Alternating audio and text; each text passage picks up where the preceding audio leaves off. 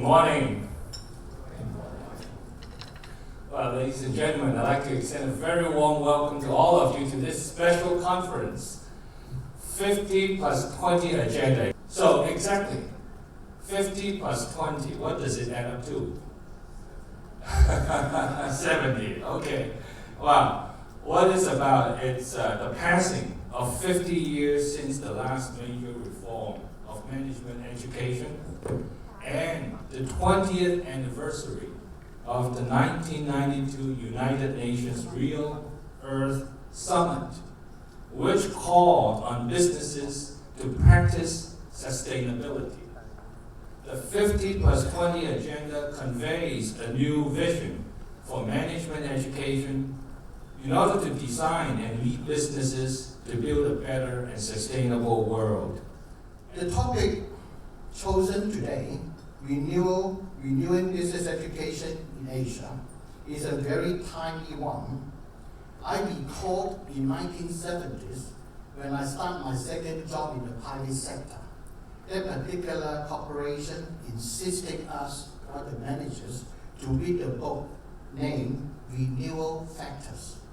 This is a very important book just on one simple concept. Everything you do, everything you learn has to be renewed all time. Constant renewal is the theme of that particular one. And I was so glad that I had the chance to learn right from the beginning. What we're focusing on there is to say, what do business students really learn? So that we're shifting from education to how do we create effective learning spaces. And as Mr. Nung has already mentioned before, it's really about developing the whole person, the human leader that can address the global challenges that we have. We need to reconnect the human in the leader and the leader in the human being. Now we defined three key enablers to achieve that are different from most educational proposals that we have today. So all I can share with you is in a very, very humble way what we have done to perhaps in a small way transform some parts of the Chinese society. When I started to build shopping centers in the mainland of China 20-some years ago, there was no such thing. Let alone, from day one, we decided to build high-end, some of the very, very best in the world in China, starting in Shanghai. So we brought a new, totally new lifestyle to the community and to the society. Which I guess is probably kind of for all of us. Current business education in Hong Kong is too academic and theoretical. Is it possible to allow students to have 2 years real practice after their first 2 years at university, and then go back to learn after doing their business? But with our school, it's impossible to graduate if you haven't worked in business. And I somehow think, we would never allow a doctor to practice his medicine, in his medical studies without having practiced. That it's much better, in my personal opinion, that a young student, 18-year-old, straight out of high school, get some kind of liberal education or some other, whatever it is, and then later go back for MBA. Companies that have focused in a systematic way on finding and getting to their sweet spots, or what you could call the common good, will in the process find ways to cut costs, reduce risk, and grow revenues. They'll strengthen their brands, improve their relationships, and they will attract and retain the best talent. And this is an incredibly important trend in sustainability. When we speak about companies' value systems and virtues, one of the most important factors for Plantagon is that we are governed more by the Eastern or thousands of year old Native American laws. One of the most fundamental laws for Native American Indians has been that the earth, our mother, needs to be taken care of. And so how different will the organization of 20 or 30 years from now be to what we see today? And the companies can just grab what they want, but the resources are becoming scarce, and I think this is going to change everything about companies. So effectively, this is an enterprise that reduces water consumption. It's a net zero building. It's the epitome of vertical agriculture within an academic institution that's holding a new course in food science, and it's planted on in the tropical zone. Mostly we are a technological company. We have innovations, and it's part of the builds of Philips. So patents and innovations and R&D is really the key part of it.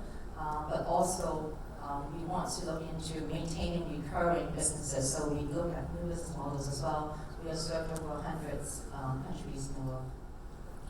What we have learned is really if a business can take an outside approach to look at all those prevailing social or environmental or economic challenges, how to translate into eventual solutions. The social innovation ecosystem in the middle is really, really critical. This is really where the hub of a lot of innovation could happen across multiple sectors of business, NGO, policymaker, or individual or civil society. Yes. And most of the senior executives in Hong Kong complain that the business schools do not produce right, talents for business. So I think integrity, business principles, those are the things that we need to educate both in the corporate world as well as in education. In education, whereas obviously you talk about business is about making profits. There's no wrong to it, but making profit, but with a better vision of making the world better.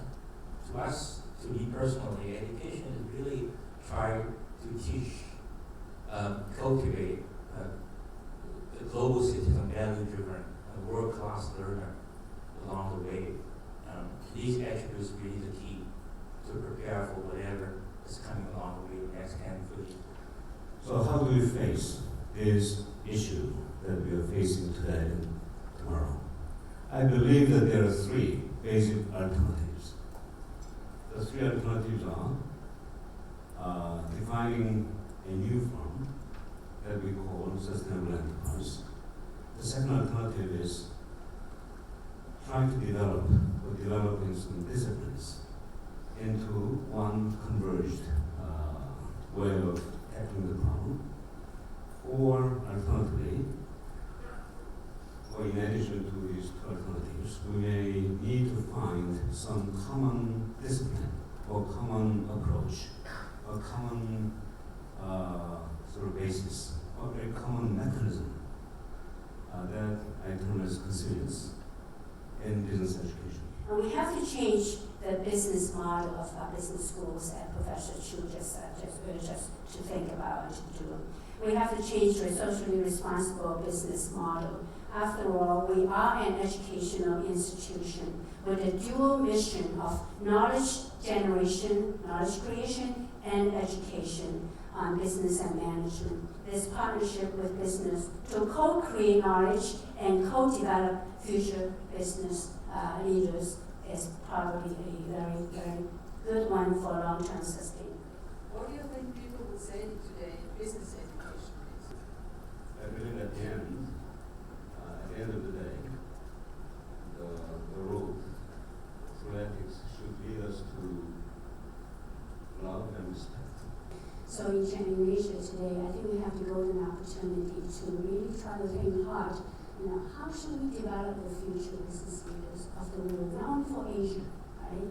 And be an example. And this is our global responsibility. Okay, not only for Asia, not only for our country, but for the whole world.